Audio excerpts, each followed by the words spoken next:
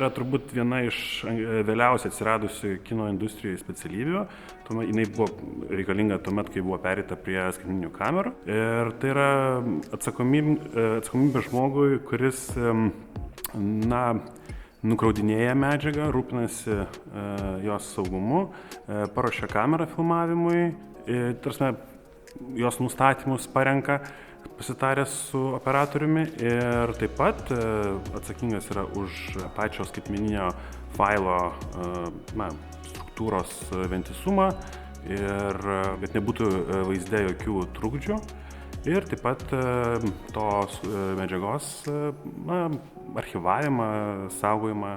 Yra toksai Lietuvoje suplaktos dvi profesijos į vieną, tai yra ditas ir data wrangleris. Tai šitos dvi profesijos yra suplaktos į vieną ir dažnai yra skirtumas tas, kad užsienio filmavimo komandos atvykusios, jos turi šitas dvi atskiras atsakomybės, paskirstumas skirtingiems žmonėms.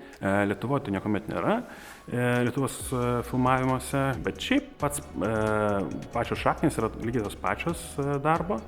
Atsakomybės yra tos pačios, tiesiog, kad užsienio filmavimai reikalauja papildomų kažkokių paslaugų ar technikos, negu kad lietuviškai filmavimai.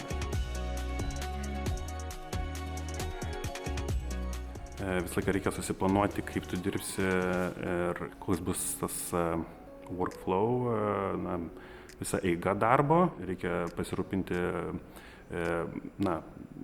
laikmenomis, į kur tu darysi ir jų logistika visa. Tuomet techninis darbas, nes vis tiek dirbama pagrindinė su kompiuteriu ir turi išmanyti programinę įrangą, turi išmanyti pačias kameras, kaip jos veikia.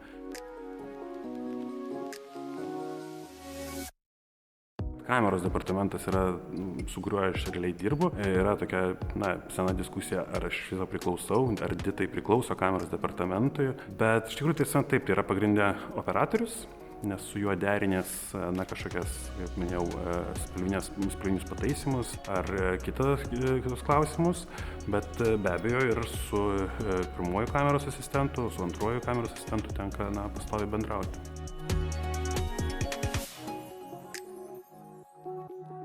Pasiėmu medžiagą, pasišneku su operatorium, ką jis nufilmavo, ką jis norėtų, kad aš padaryčiau. Grįžtu į savo darbo vietą, nusikraunu medžiagą, peržiūriu ją, padarau kopijas, atlieku pataisymus, išeksportuoju mažesnius kažkokius failus ir einu toliau pasiimti sekančios kortelės ir iki pat pamainos pabaigos taip ir sukasi ir visas šitas procesas.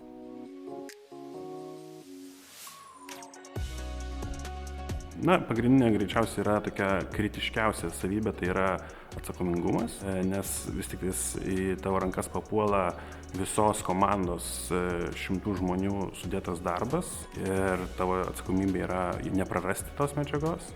Taip pat dėmesingumas, nes tu peržiūrėdamas tą medžiagą, tyrinėdamas ją, tu turi atrasti, jeigu kažkas yra blogai ir iškart informuoti operatorių ar kitus asmenys. Ir turbūt vis tiek tas technologijos išmanimas irgi labai svarbus, nes kameros neveikia visą laiką teisingai, neveikia be perstojo gerai. Tai būna problemų, kurias reikia spręsti čia ir dabar. Ir tiesiog reikia būti technologišku žmogumi ir būti pasikaušiusiam tame. Taip pat turi išmanyti visą spalvų mokslą, kaip spalvos yra sudaromos, ką jos lemia ir kaip jas galime manipuliuoti. Čia tokios būtų turbūt pagrindinės savybės, ką reikėtų, čia ne savybės, turbūt įgūdžiai, kuriuos turėtų turėti ditas.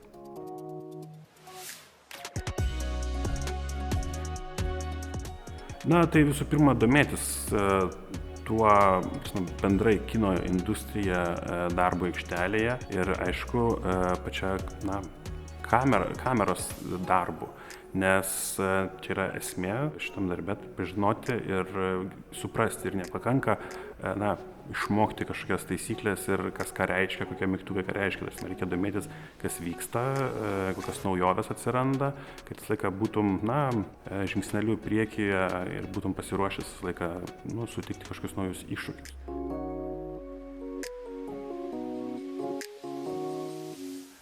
Žavi iš tikrųjų, kad tu esi mažas sraigtelis toj dideliai kūrybiniai mašinai, be kurio be tavęs realiai tai neįvyks.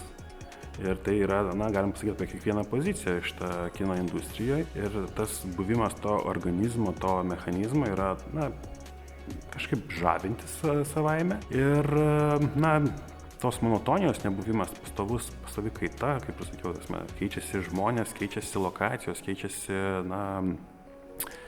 pats žanras filmo ar filmavimo. Tai va ta kaita, tas nepastovumas ir turbūt ir žavi.